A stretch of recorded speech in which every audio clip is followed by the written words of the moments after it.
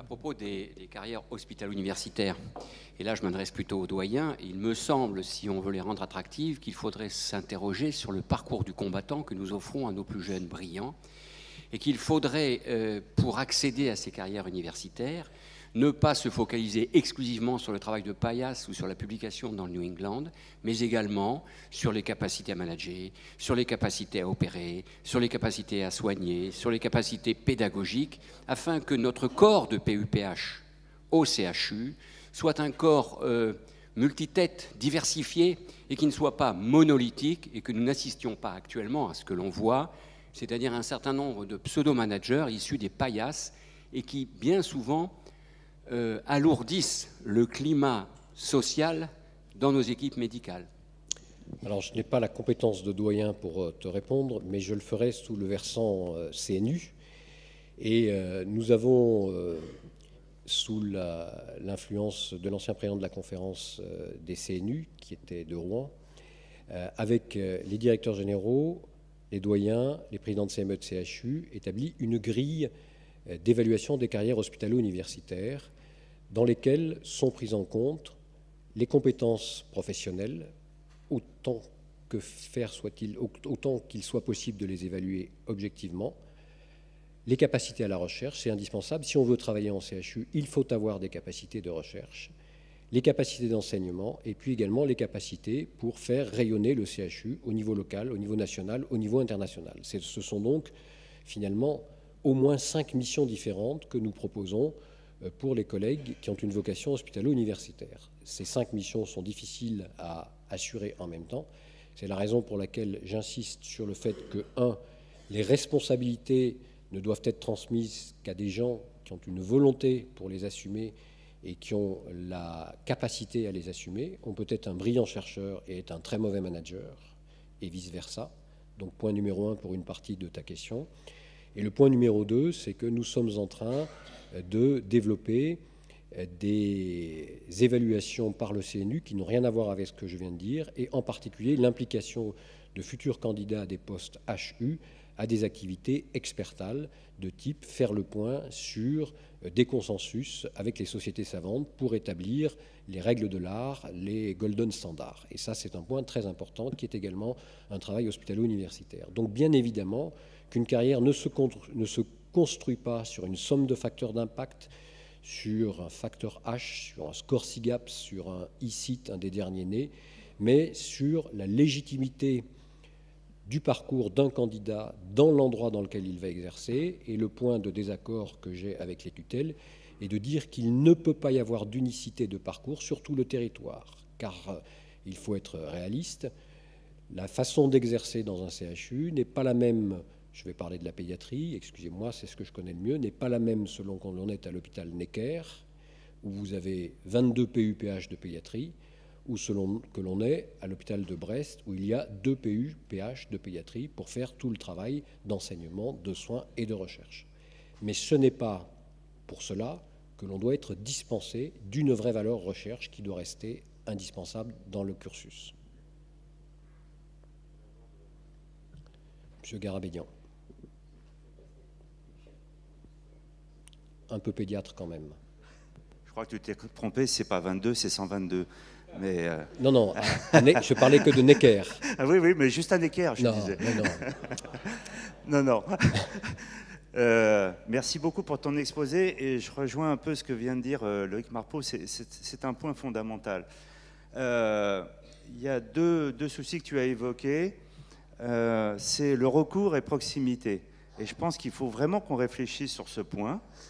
Parce qu'il y a quelque chose un petit peu de schizophrénique dans notre démarche, globalement, entre les GHT et ce que l'on veut faire et l'aspect recours et proximité. C'est-à-dire, soit on fait une graduation des soins et on l'organise avec, comme aux États-Unis, primary care, secondary care, tertiary care, et à ce moment-là, on évalue et on voit ce que l'on peut faire et on aide effectivement dans ce sens-là, avec un enseignement, avec des réseaux bien établis pour que ça soit par le haut et non pas par le bas que l'on puisse dire, parce qu'il y a quand même une petite crainte là-dessus. Donc, savoir jusqu'à quel niveau on peut se permettre de faire à la fois proximité et recours, ce que nous faisons actuellement, Mais quelle graduation, et c'est important à connaître.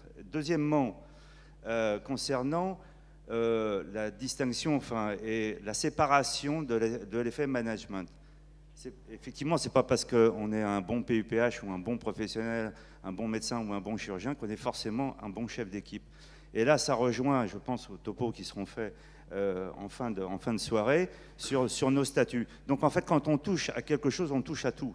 Et c'est pour ça qu'on ne peut pas envisager comme ça les choses de façon séparée, mais les globaliser, ça me semble absolument important. Mais en tout cas, cette histoire de graduation et de vraiment bien voir ce que font les uns et les autres sans overlap et sans concurrence entre les uns et les autres, et que certains ne prétendent pas être des centres de recours alors qu'ils n'ont pas la possibilité de faire un centre de recours. Et personnellement, je suis contre le saupoudrage des moyens universitaires parce que c'est le meilleur moyen de faire une recherche éclatée, pas suffisamment bien. Et on peut l'envisager d'ailleurs pour certains réseaux entre CHU qui n'atteignent pas des tailles suffisantes pour pouvoir se permettre d'avoir une recherche de haut niveau. Et il faut l'organiser très rapidement parce que la menace est quand même assez présente et prégnante. Alors, je reste persuadé que si l'on prend un patient qui habite à un endroit donné, son parcours doit être orienté en fonction de son lieu d'habitation et de ses besoins. Et de ce fait, si ce patient est à côté d'un CHU, eh bien, il est logique que les soins de proximité soient assurés par le CHU. Le CHU est un lieu de formation pour tous les étudiants en médecine, et les étudiants en médecine ne doivent pas avoir comme seule formation la maladie la plus rare qu'ils ne verront que 2 fois dans leur carrière quand ils seront installés. C'est pour moi un point incontournable à moduler en fonction d'un certain nombre de choses. Ça, c'est pour ta première question.